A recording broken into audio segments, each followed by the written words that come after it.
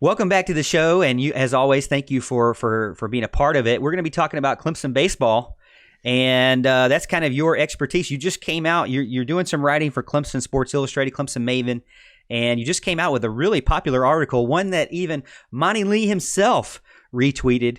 Tell us a little bit about that article, and let's get us started.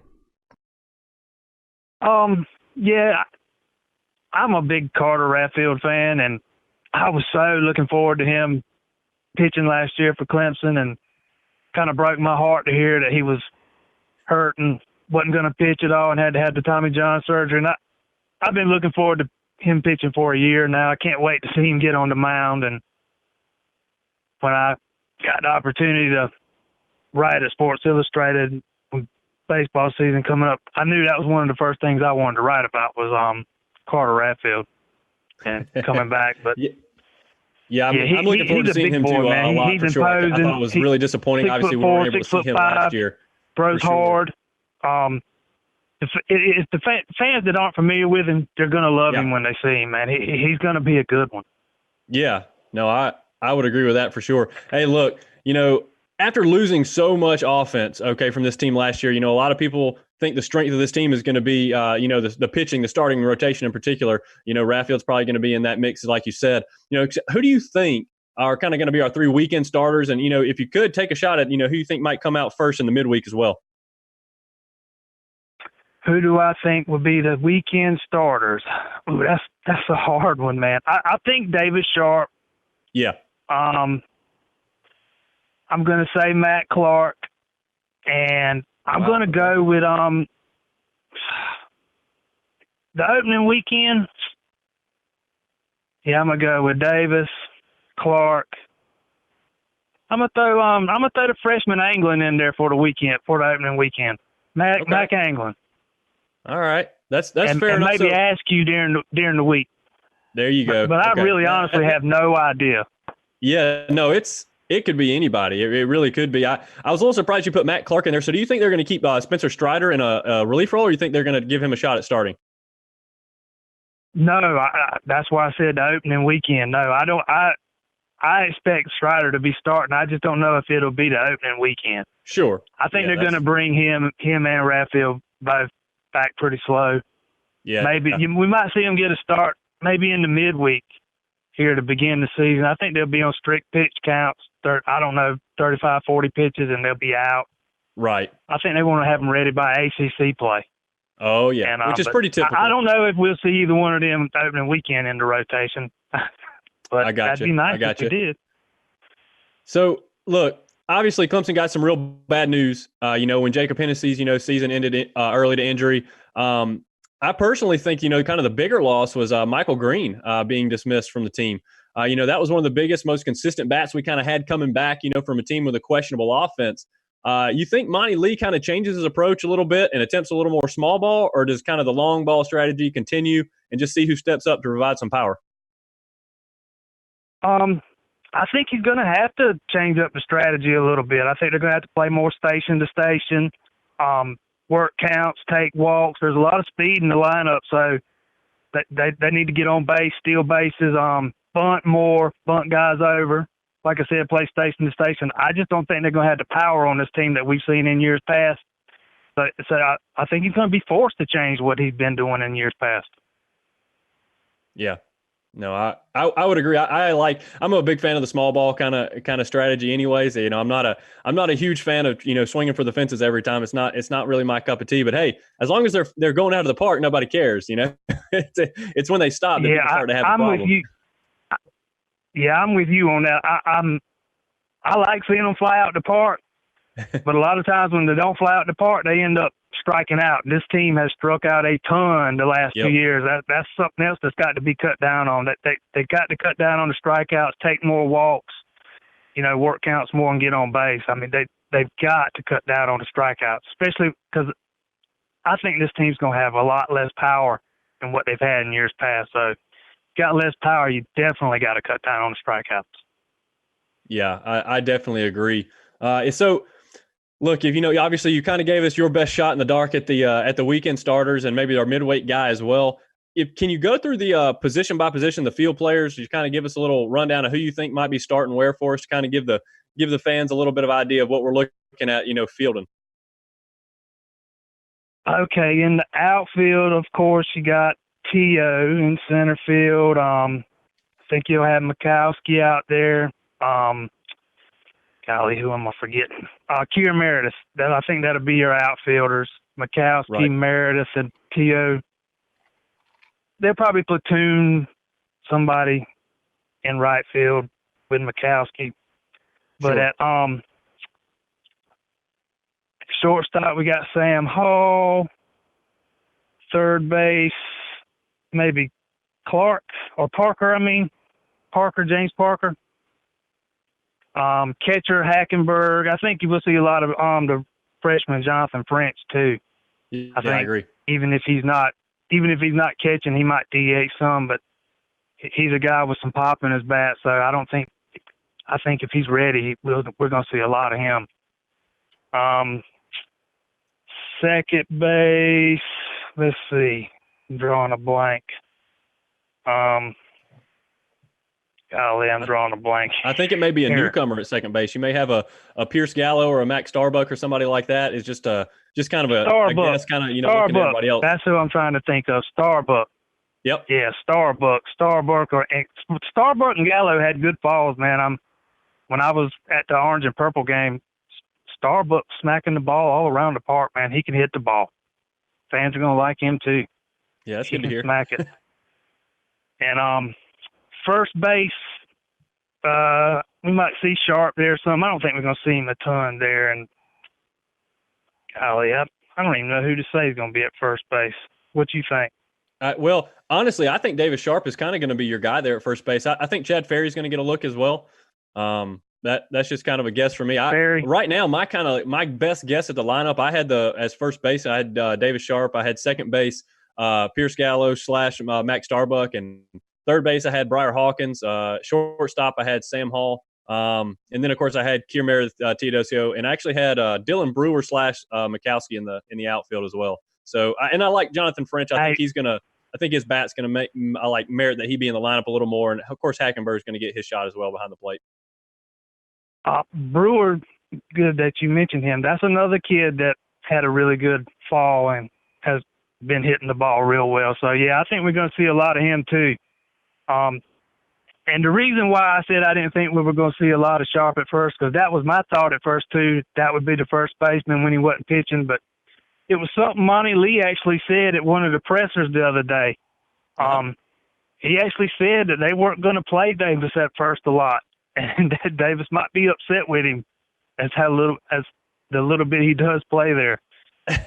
So that kind of threw me off a little bit there. I don't know if maybe I think he got tired at the end of last year and they didn't have him throwing through camp or pitching. I know when I remember at the scrimmage, at the orange and purple scrimmage, even when he was playing first, he wasn't really throwing the ball a lot. I don't think they want him throwing too much. Okay. I think that might have something to do with it. But, yeah, that kind of took me off guard when I heard that quote. Yeah, really. Yeah, I wasn't expecting that at all. I got one of our listeners kind of getting in on the comment line over here. He says, so what kind of season is reasonable to expect? We have a lot of new stars at the positions. Kind of what are you looking for from the Tigers? What would be a successful season in your eyes? There's a lot of youth and inexperience on this team. There's a lot of talent. There's a lot of talented pitching. Question is, are they ready to produce at this level? Because most of them, we don't know the answer to that yet. And first part of the season, I think this pitching is going to have to carry this team while they find their groove at the plate and get the right guys in the right positions in the right lineup on the right days against right-handers and left-handers. But I think this team certainly should be expected to make a regional. Inexperienced, youth, doesn't matter. I think that should be the goal every year, and I think it should be reached every year. And to be honest, we're in year 5 here of the Monty Lee era and hadn't been out of a regional since, 2010? So almost 10 years now. It's time to get out of one, too. Yeah. I think there's going to be a lot of pressure on that coaching staff to maybe get there and win one. Even if that's unreasonable expectations, that pressure still might be there from the fan base because, fans aren't always reasonable. Yeah, no, I totally agree with that for sure. And I think that's a fair assessment. I think making a regional, I don't think necessarily hosting a regional is should be an expectation this year. I think making a regional should be one every year, and I think that should be achieved, just like you said, especially based off Clemson's history and how good of a program they've been. It's I don't want to defend the fact that we haven't got out of regional in forever, okay? But in Monty Lee's defense, okay, it seems like every regional he gets stuck with one of the greatest 2 seeds of all time. He gets put with the Vanderbilt twice, okay. He gets put with Oklahoma State. He's going against these perennial powerhouse college baseball teams, and he's got to try to find a way to make it happen. He simply just hasn't been able to do it.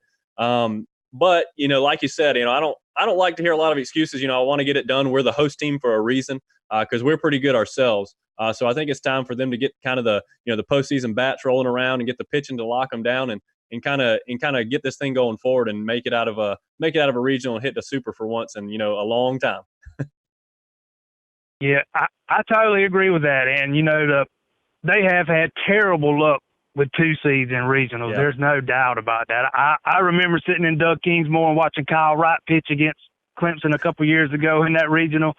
Yeah. And it was almost like I was watching a major league pitcher pitch that day. I mean, I don't remember the last time I seen a college pitcher that knew how to pitch as well as he did. But oh yeah. Back to your point, in the last few years, Clemson's lack of success in regionals, in my opinion, has come down to lack of pitching depth. Just not enough quality arms. And on paper this year, it looks like they have it. And if they do have it, then I think the expectation should be to get to the regional and get out of one. Yeah. No, I'm all for it. I think you're dead on with that and the pitching depth and the problems we've had with that the past few years. Whether it be just the fact that we haven't had the players or they haven't panned out or they've gotten injured or whatever it may be. It's been tough to watch because, we get into the regional, whether it's the first game we lose or the second game we lose, you're coming out of that loser's bracket. That's a difficult task. And when you don't have the arms, it's an impossible task. And that's proven to be exactly the case because Clemson hasn't made it out of that loser's bracket yet. So, it's a tough thing to do. But hopefully some of these young arms, the Mac Anglins of the world and the Rathfields who we haven't got a chance to see yet, hopefully they can provide some of that depth and kind of hopefully, one or two of them can grow and kind of be a star, maybe a weekend starter as well. It'd be good to see for sure. But a lot of youth, a lot of things going on there for sure. But we're going to be pulling hard for the Clemson Tigers. I've got tickets to some games this year. I'm going to go check them out, see what they've got for sure. And Morgan, you've been just totally silent over there, okay? And you warned us that this was going to happen. But I know you've got some brilliant insight to bring to this conversation. I'll give you one more. I'll give you the name of one more freshman pitcher to watch that I forgot to name his name. Jeffrey Gilbert. That's another one I watched in the orange and purple game, and he left-handed pitcher. He's not in a power arm like Rathfield. He doesn't throw up in the 90s, but he knows how to pitch. He's got good stuff, and he knows how to locate it, and he can make batters look silly. That's what I like to hear. Well, again, we're talking to Jason Priester from Clemson on Sports Illustrated, Clemson Maven on Sports Illustrated, writer there, and also a writer over at Clemson Junkies. And we appreciate him joining us on the show. He's a big, huge baseball fan, Clemson baseball fan for sure. And Alan and him can just nerd out for another hour and a half. And I'm over here like eating some ice cream, probably having a little bit too much sweets before bed. But yeah, Al, I mean, for me, it's all about winning the games. Just win more games than the other teams. You'll be all right. Just put up more runs than the other teams. That's all you got to do. As long as you go in there and pitch good, hit good, feel good, everything will work out. So that's my goal for the Tigers going into this 2020 season. I think they can do it. But I did have a promise to Jason I made earlier today. I said, I'm going to spend a little bit more time researching the Clemson Tiger baseball team. I'm going to promise to read every article that he brings out this season. And so, Jason, actually, I believe, Jason, correct me if I'm wrong, you're going to be doing some things not from the stands this year. Is that correct? That would be correct. Yes, that would be correct. I think I might do one or two from the press box this year. Well, we're excited. That'll be a first for me. Well, I'm excited. I know we're excited, and the Clemson Tiger fans, man, there's a lot of people in chat saying you're everywhere now, and that's a good thing. We want to get you out there because, man, you're such a great writer. Met you a couple of months ago, earlier on in 2019, and it's been a great friendship that we've developed over the past couple of months. But I love your work, and thank you for coming on. You got anything for us before we let you go for the night? No, other than to say that I'm pretty much exclusive to Sports Illustrated Maven now. I've all but passed the junkies on to a couple other writers, and they doing all the writing over there now. So I'm pretty much going to be strictly Sports Illustrated from here on out. Awesome. Well, again, that was Jason Priester from Clemson Sports Illustrated over on SI. So si.com/college/Clemson. You can go check him out. You can see him on our Morgan Thomas Facebook page or on his Facebook page or our Twitter page. But thank you again, Jason, for joining us for the last segment of the night.